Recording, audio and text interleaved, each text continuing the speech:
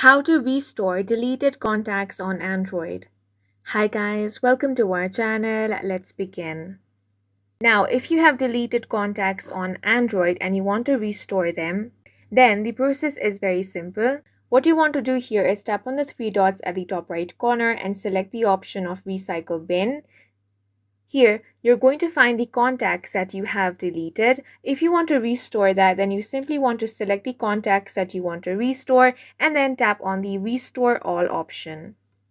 Now, if you have deleted the contacts even from the recycle bin, then what you can do is go over to your settings.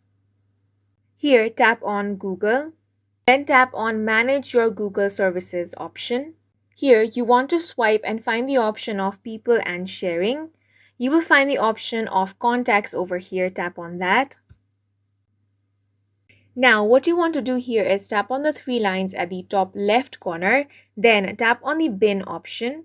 Now, you're going to find your deleted contacts over here. You can simply restore them from here, and that's it for this video. If you found it helpful, please make sure to hit the like button and subscribe for more videos like this.